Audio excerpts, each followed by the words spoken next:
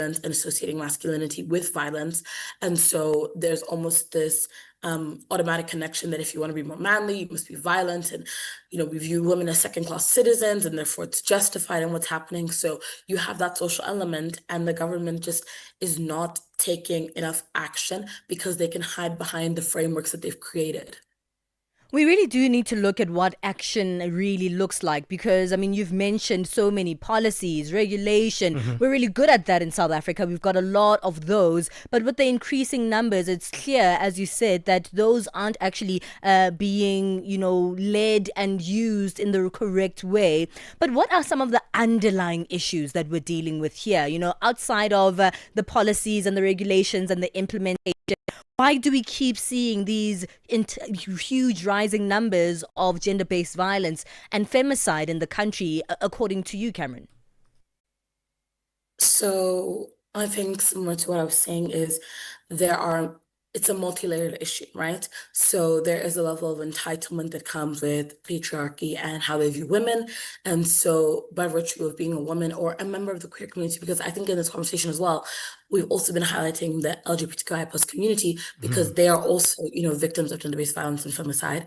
And there's this entitlement and objectification of women in the queer community. And the thing about objectification is it treats people like they are not human. And when you don't view another human being as a human being, you are more comfortable and warranted to treat them violently and abuse them. So that's a big issue that I think we're seeing is this entitlement and objectification of human beings. As I mentioned, there's a lot of cultural challenges that we have. So violence due to our violent history has become ingrained in the culture that we live in. And so trying to separate people from their culture, they become very possessive and protective of what is happening because they don't want to feel like their culture is being judged, But the nature of the culture is rooted in violence. And I think that then speaks to also the intergenerational trauma and passing on of abusive and violent mentalities that happen within family units where, children and boys are witnessing their, male family members becoming very violent and abusive, and seeing that normalized and thinking that's appropriate thing to do. And because communities uphold these cultural values, they continue to perpetuate these things, and they don't get shut down as they should. So I think that also plays an issue. And then with unemployment and substance use disorders, those are also big factors that influence things because with unemployment and poverty comes a lot of stress, comes a lot of anger and frustration, and can often be a big source of substance use issues. So alcoholism is a really big problem here. All right, Cameron, we need to take a bit of a break. Sorry to cut you off there. Stay there on the line. Your assessment is worrying, especially as we look at those statistics and also the reasons behind why we're seeing the increase of GBV and femicide. We're speaking to Cameron Kasambala, spokesperson for Women for Change. Let's take a break. We'll be back. The sound of Africa is evolving. Experience our new mobile app. Free to download, free to connect. Ready to connect, innovate, and be inspired? It's all happening at Africa Tech Festival, where Africa's technology meets the world. From the 10th to the 13th of November in Cape Town, join global leaders, investors, and innovators driving the future of Africa's digital economy. Don't miss the continent's biggest week in tech.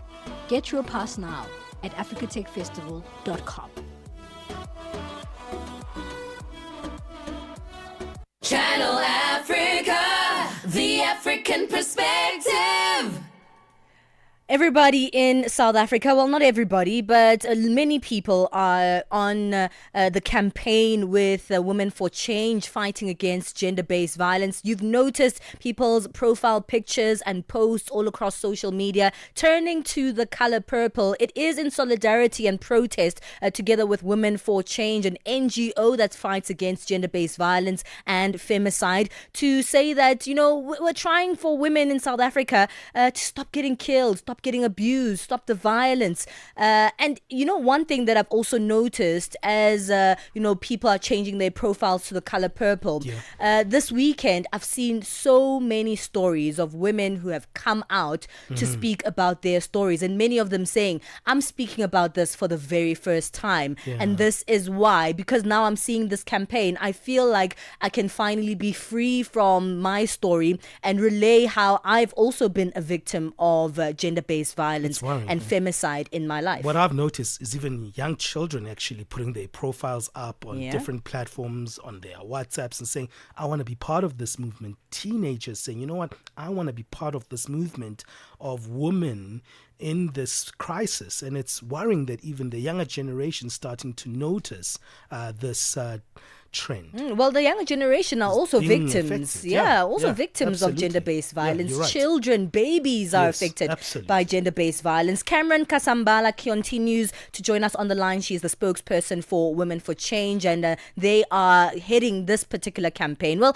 let's speak about this. Outside of us changing our profile pictures and our posts to the color purple, what's also part of this particular campaign, Cameron? So again, wonderful, the profile pictures to purple. And I think you mentioned it earlier, but we are asking for women and members of the queer community to refrain from going into work. So that's any paid and unpaid labor.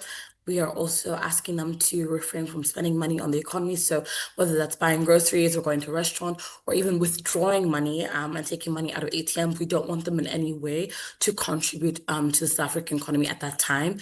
You also mentioned the midday shutdown. So at 12 o'clock on the 21st of November, we will be doing a 15 minutes of silence and lie down where women and the members of the queer community will lie down on the floor for 15 minutes of silence in honor of the 15 women that are killed every single day in South Africa. And kind of alongside that, we ask them to wear black the whole day, just to showcase mourning for all these losses that are happening. And then the purple profile pictures are just, again, another way to get involved. And I think the nice thing about what we've done is that we've made sure that it is accessible to everyone who can't always attend or leave work. We've tried to make sure that they can still get involved with the profile pictures and the standstill and wearing black. Someone is going to be saying, you guys are creating destruction here, creating a bad reputation for South Africa. Just before the G20, are you not politicizing this moment? I think there's very much a discourse about the politics of this. And it's important to remember that this is not a political conversation. This is just statistical and factual issues. This is a human rights problem. Irrespective of which party is taking the lead, this problem is rooted in the fact that gender-based violence and femicide continues to exist and continues to be prevalent. And so the goal is not about, oh, we want to, humiliate a particular political party. It's that we need to pause this country because we need them to wake up.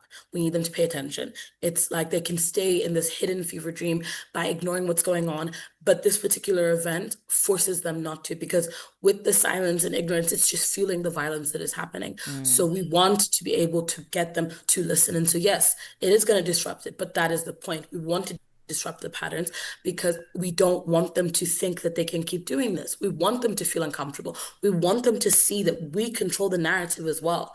We will show people what South Africa is really like. Absolutely. Well, let's speak a little bit about, the impact of it all, because people will, keep saying, yeah, online activism isn't real activism. Just changing your profile to the color purple is not going to decrease those numbers, those 15 women killed a day in South Africa due to gender-based violence and femicide. What is the real long-term impact? So I think people roll their eyes at social media activism a lot, and I mentioned it earlier, because they think that, okay, it's just performative. But the reality is social media is prevalent across the world and even in South Africa. And when we utilize things that everyone has access to, we can gather more people to be involved. So over the past weekend, we have seen our petition handover, which was initially at 170,000 for a while, jump to over 600,000 signatures just over the weekend. We've received thousands of followers and thousands of posts talking about this, many of them going viral. We've received so much engagement from countries all over the world. And so social media is a platform that we utilize to garner this attention, to unify this group and to show solidarity. Like you mentioned, people feel safe because they can see other people's purple profile pictures and recognize that other people are seeing this. So then we put the pressure on South Africa because everyone is paying attention to what's happening. Everyone is aware of what's going on, and they then have to acknowledge what's happening and respond because it is becoming such a big issue and global attention is coming onto them. It's the 10th of November right now, today. You've got 11 more days before this particular campaign actually gets to its climax. What do you want to do as we build up to that moment of the 21st? What is going to be happening in between? Are there other ways that people can intervene, interrupt the status quo, and also participate? So I think, for us, we have chosen that day specifically, and it is a one-day event because we want to really concentrate on that day and show them such a drastic contrast between that day and the G20 weekend. And so throughout, I think the next weeks or so, well, the next 11 days, we are, attending an event at the Women In next week from the 12th to the 15th.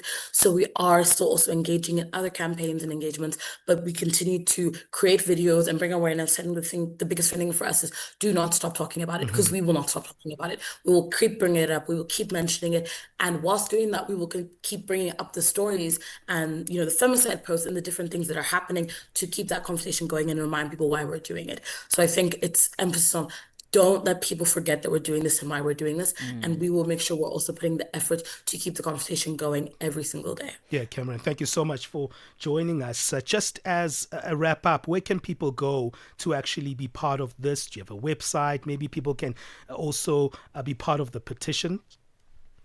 So we do have a website, and there is all our updates that are going to be on the website. There's also a section in the frequently asked questions that says, where can I get updates? And we have a WhatsApp group channel link there as well. But we also have our TikTok, Instagram, Facebook, as well as our X, where we then also will upload kind of all of our updates as well.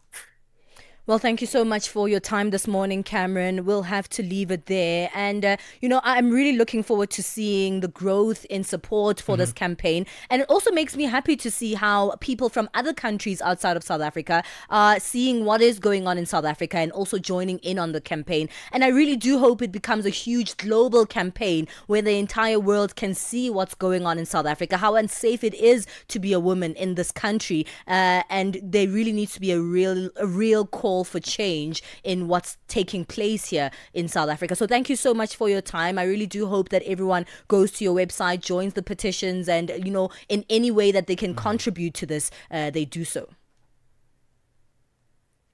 That is Cameron Kasambala, spokesperson for Women for Change. Is your profile purple yet? I'm changing it now, Pali. Good, Benji. Sure. I'm looking forward to that. It's Cool. 9:30 Central Africa time. We'll continue this a little bit later on. For now, let's get our latest sports news.